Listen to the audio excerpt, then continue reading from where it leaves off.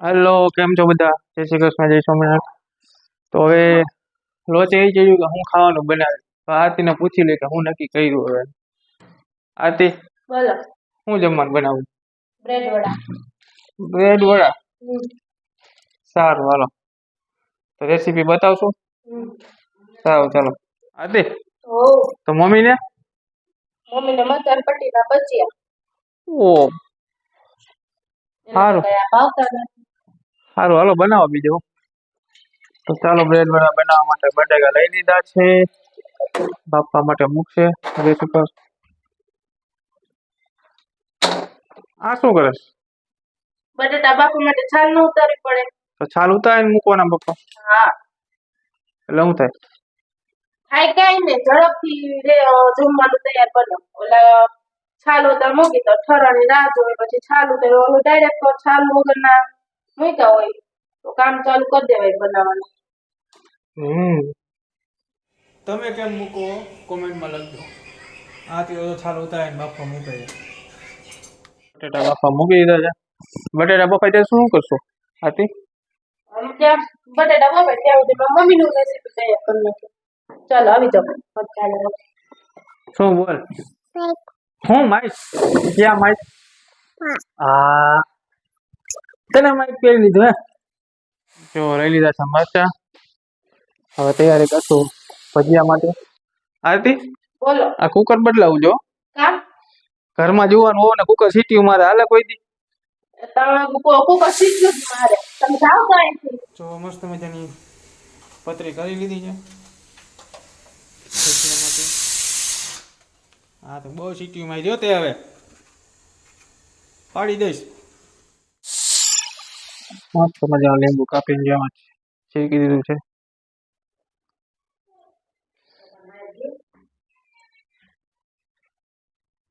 માથે થોડાક મસાલા નાખી દીધા.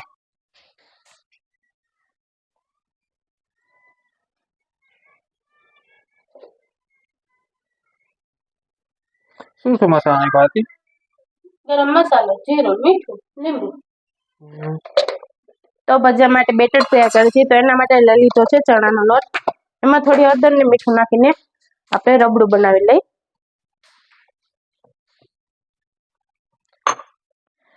ભજીયા માટે અટાણે હજી ભજીયા કરવાની વાર છે તો સોડા નાખ્યા નથી. આપણે જ્યારે ભજીયા કરવાના થશે ત્યારે સોડા આમાં ફોડી નાખશી. તો આ થઈ ગઈ છે ભજીયા માટેની આટી તૈયાર. હવે આપણે જોઈ લેશું પહેલા બટેટા બફાઈ ગયા છે કે નહીં, ત્યાર પછી ભજીયાનું કરશી. આ થઈ ગયા છે બટેટા તૈયાર. બટેટાનો પહેલા આપણે છૂંદો કરી નાખશી. એક સરખો રસ થઈ જાય ત્યાં સુધી, છૂંદાઈ જાય ત્યાં સુધી. તો ચાલો, બટેટાનો છૂંદો તૈયાર થઈ ગયો છે. હવે આપણે એમાં બધા મસાલા એડ કરશું. આ છે સુકલ કોથમીર. તો આપણે પહેલા સુકલ કોથમીરને ધોઈને સારી રીતે ધોઈને એમાં એડ કરી દઈશું.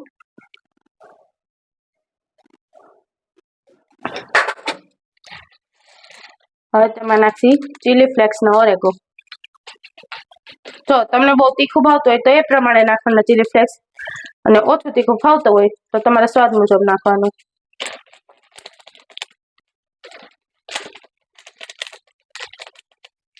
હળદર, થોડો ગરમ મસાલો, થોડું જીરું, થોડી હિંગ અને મીઠું તમારા સ્વાદ મુજબ. તો આપણે ઓરેગો વધારે થોડોક નાખ્યો છે એટલે મીઠું સ્વાદ પ્રમાણે થોડું નાખશું. હવે લાસ્ટમાં આપણે થોડુંક લીંબુ એડ કરી દેસી સ્વાદ મુજબ.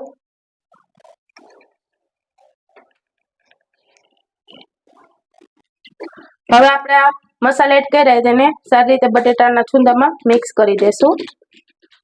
એકદમ સરખું મિક્સ થઈ જાય એ રીતે હલાવવું. આમાં મેં થોડુંક સુકલ મરચું પણ એડ કર્યું છે, થોડું તીખું બને એના માટે. આ થઈ ગયો છે મસાલો રેડી.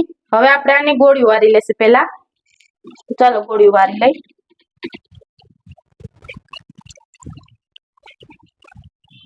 તો ચાલો, ગોળીઓ તૈયાર થઈ ગઈ છે અને મેં ડીશમાં પાણી લઈ લીધું છે. બ્રેડની કોરું કટ કરી નાખી છે. હવે બ્રેડને આ રીતે પાણીમાં એકદમ પલાળીને પછી હવે તો નિતારીને વચ્ચે ગોળી મૂકીને ગોળ આપણે આવી રીતે વારે બેન્ડ કરી લેવાની છે. જો આ રીતે ગોળીઓ વારી લેવાની. પાણી છે ને બ્રેડમાં પલાળીને બ્રેડ સાવ નિતારી નાખવાની. ચાલો બ્રેડની ગોળી વળી ગઈ છે તો આને થોડીક વાર રહેવા દેસી. ત્યાં સુધીમાં આપણે ભજીયા તૈયાર કરી લઈ. હવે આપણે ભજીયાની આટી લઈ લેશું. એમાં સોડા નાખવાના બાકી હતા તો થોડા આપણે સોડા એડ કરી લેશું.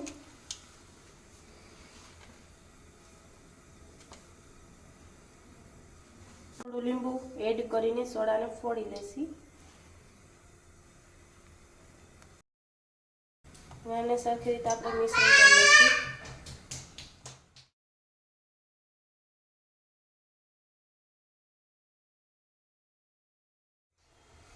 તો હવે આપણે આમાં મરચાં એડ કરી દીધા છે. તેલ આવવાની રાહ છે.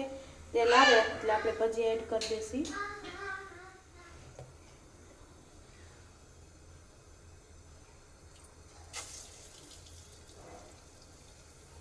હવે આપણે બ્રેડની ગોળીઓ તરી લઈએ.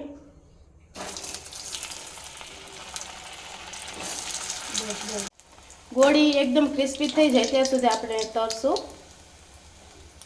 ચાલો ફ્રેન્ડ્સ, તો બ્રેડ પકોડા તૈયાર થઈ ગયા છે. તો ચટણી કે સોસ તમે જેની સાથે ફાવે ખાઈ શકો છો. તો ચાલો હવે આપણે ટેસ્ટ કરી લઈએ. Bye bye. અને હા, વિડીયો એન્ડ સુધી જોયો હોય તો લાઈક, શેર અને ચેનલને સબસ્ક્રાઈબ કરી દેજો. Bye bye.